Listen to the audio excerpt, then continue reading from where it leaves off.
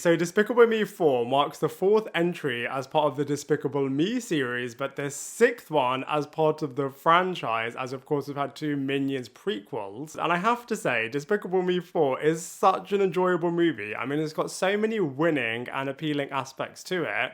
For example, the Minions are just absolutely hilarious. I think Gru is such an endearing and wicked anti-hero lead. And there's so many over-the-top villains. I mean, some have been better than others across this entire franchise, but you can't really go wrong with it, as it's just so good. That being said though, they definitely could have benefited from extending the runtime for an extra 30 minutes, as it's a relatively short 90-minute movie, which is fine, but they've just got so many storylines, so many characters jam-packed in here, and I think that they have blended them all together relatively well, so that all of the characters have got something to do, but because of that, I just feel like if they did have longer, they could have fleshed out certain storylines, fleshed out certain key lead characters, and just made it more enjoyable. And also made the ending really rewarding, as it's pretty rushed, and I just feel like I said, if they had longer, they could have just made it so much more satisfactory. Especially the villain, as he had so much potential to be so brilliant, and he is decent in this movie, but like I said, he was built up so much, and it was so good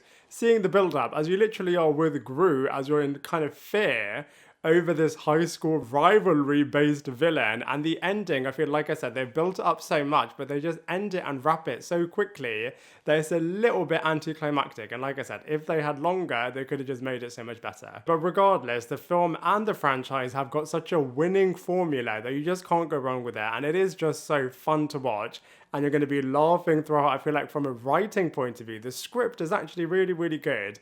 And they've got some really wicked one-liners from a number of different characters that is quite surprising, and it is actually really funny. And they do deliver from every aspect. So for example, all of the voice acting is really good, all of the characterizations are really good, and the animation is just so beautiful. So they do totally deliver. So let's go through all of the characters now one by one. So Steve Carell, once again, is playing Gru, and he just does it so well. His performance is so sublime, as every single aspect of this characterization is just coming to life so well, and he's got such a wicked voice, and I feel like you're really with Gru, and you're really rooting for him, as he is just wanting to be such a family man, but he just can't help it, because he has got a bit of villainy inside of him, so he does sometimes push the boat out. He revels when certain villains are caught a little bit more than a traditional hero would do, so I just love the way in which this character is coming together, and I think it's absolutely hilarious as when he relocates, he is a solar panel salesman, which is just absolutely hilarious. I feel like his performance is so iconic, such a lovable character,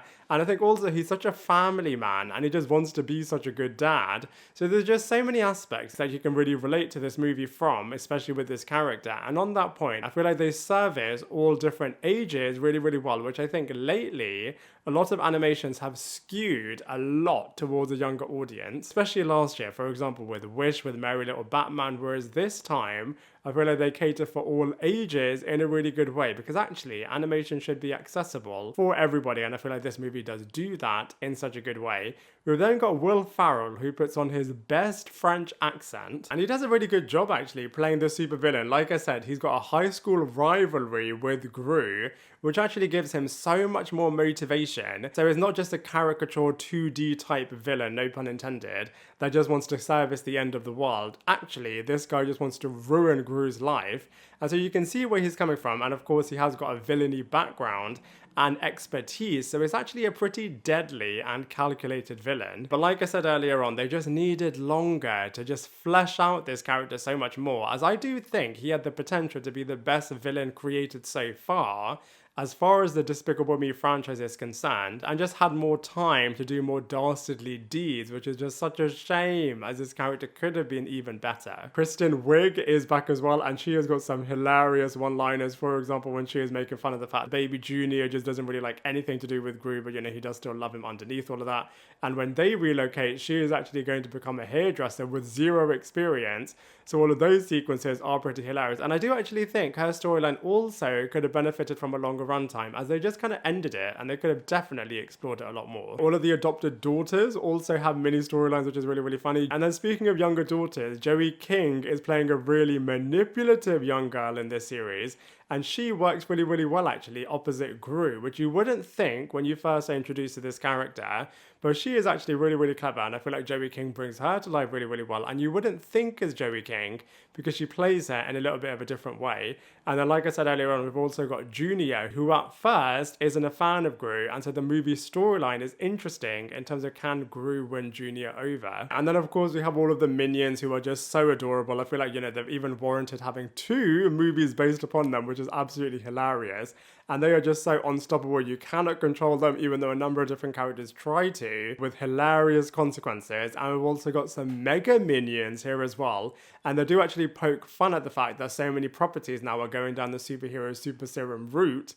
So I think all of the sequences with the minions actually becoming superheroes in their own minions kind of way actually works quite well. And I love the fact that Steve Coogan is also back as the former retired director of the Anti-Villain League. And all of the Anti-Villain League sequences are really, really good. I mean, certain storyline beats you have definitely seen before. For example, Gru having to take his family and move them to another location because an evil villain is coming after them. Obviously, this then potentially leads to the minions having their own separate storylines. So I feel like you've seen certain beats taking place before, but it does work quite well. And they also explain the absence of Drew, who was of course a big character in the 3rd film. And whilst no doubt this movie would have benefited so much more from a longer runtime, I think for what they do pack into this 90-minute movie is just super fun and super enjoyable. And best of all, like I said, is catering towards an all ages demographic in such a good way.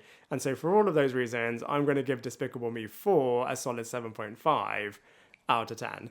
Now I'd love to hear from you. What did you think of this film? Let me know your thoughts in the comment section below, and I look forward to seeing you in my next video.